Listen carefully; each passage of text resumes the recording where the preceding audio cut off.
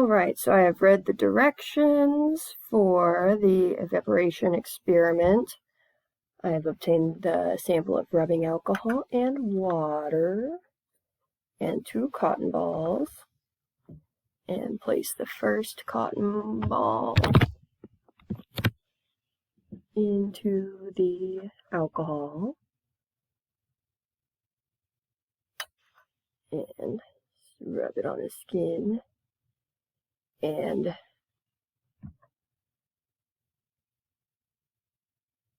pretty cold. Kind of tingles as it dries on there. Dries very quickly and pretty cold. And then the other cotton ball. Okay, and the second cotton ball, and I have the water. That's a lot of water. Other arm. Chilly, but not as cold, and definitely not drying near as quickly.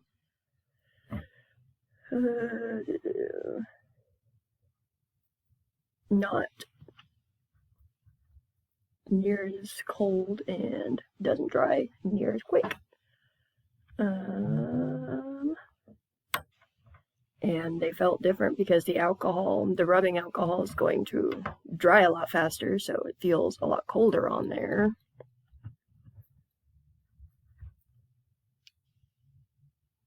And the water takes longer to evaporate, so it's not going to feel as cold.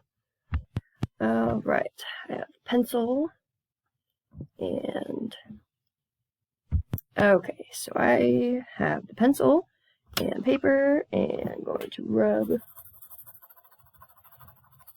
on paper.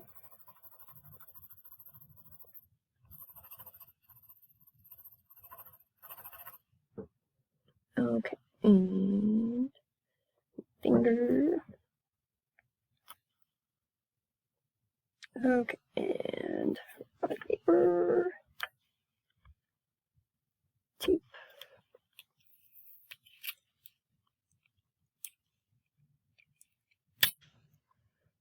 Okay.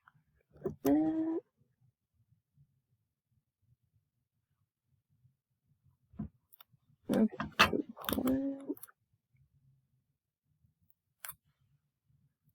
Okay, put the paper.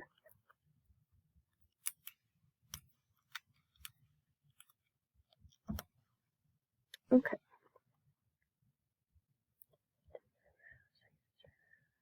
And 2 other areas of the body. So, the palm.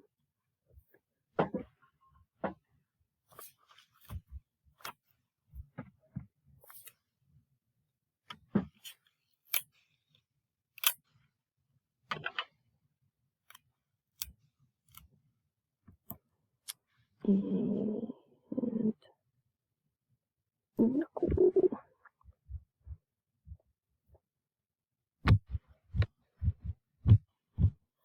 Oh.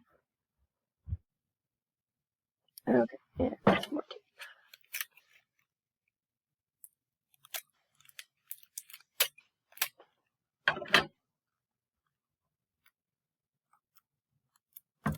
Okay.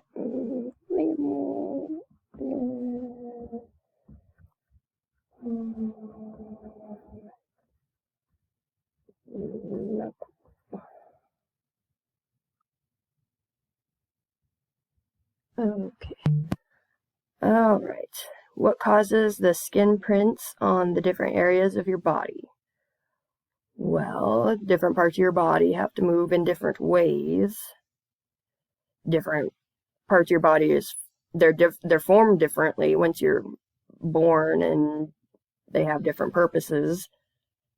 The genetics of just being born, being made, is going to cause different effects on the skin and what purpose the skin on that part of the body does, because like thumb or like fingers, they're going to need to be smoother so that way you can grasp and hold on to things. the most interesting probably would be like thumbs and fingerprints, because if you use those fingers a lot, then you're going to end up with calluses, cuts, anything like that, and that can have an effect on your skin, on the print, and so then it's not even the same. Like, then if it heals, then it's going to have a scar or something, so it's not even going to be the same original print that it was before. And here's the piece of paper of the different prints. Let me get it in view. All right, I have my partner here, and then touch points, experiment, skin is not uniformly sensitive. All right, have your partner place the toothpicks 2 inches apart on an area of your skin. Have your partner gently and slowly drag the toothpicks. I would say about there. And indicate and measure the distance. And include the distance. 1/4 of an inch. So 1/4 of an inch, so okay. Repeat on 2 other areas.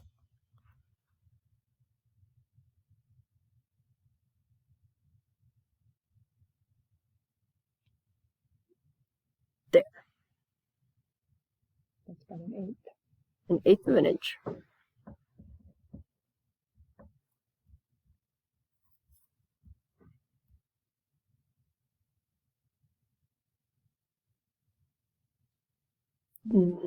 There. About an 1/8 of an inch. Oh, also an 1/8 of an inch. Not too bad. Back and the ankle. All right, and now repeat with cotton swabs.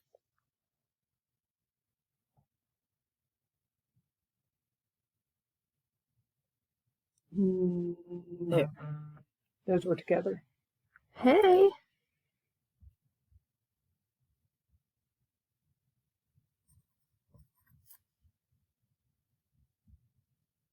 There. About an 1/8 of an inch. Hey. 1/8 of an inch.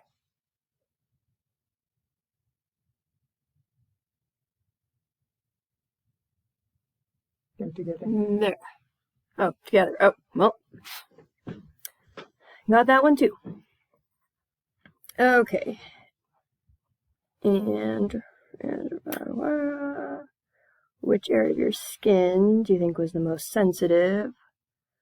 Well, the hands and fingers are going to have the most nerve receptors, so they're going to have the most feeling and be able to be the most sensitive to it.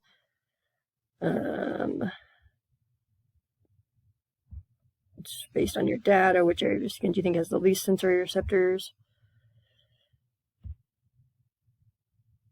That's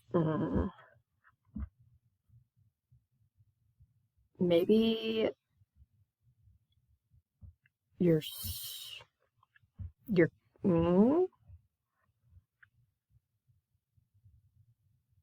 maybe your chest, or like the forearms possibly, since they took a little bit, since it wasn't as easy to tell the distance between.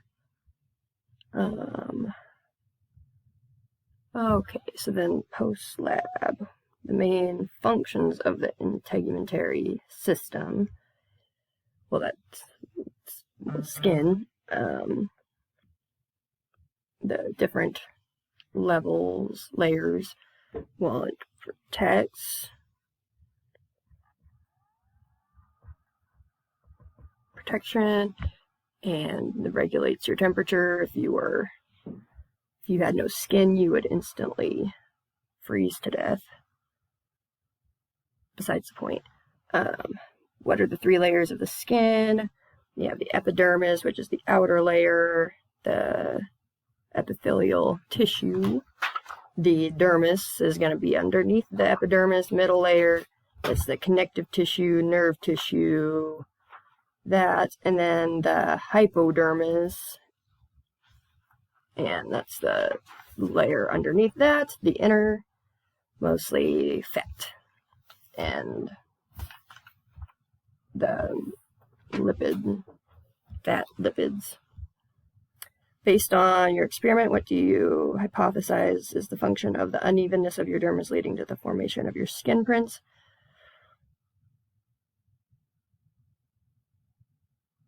How often your skin, how often it does move, what purpose it moves for, which way it needs to move, how the blood flows through it, if the blood is able to flow through it and all that.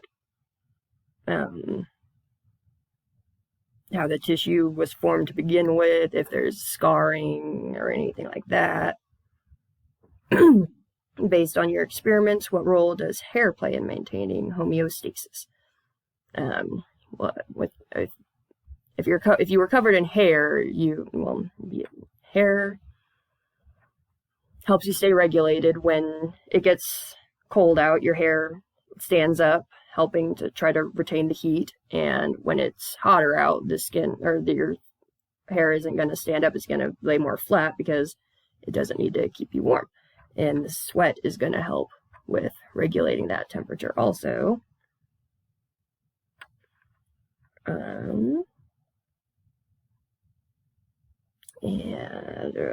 Yeah, if you have more hair, you're going to be warmer, but it helps when you're cold.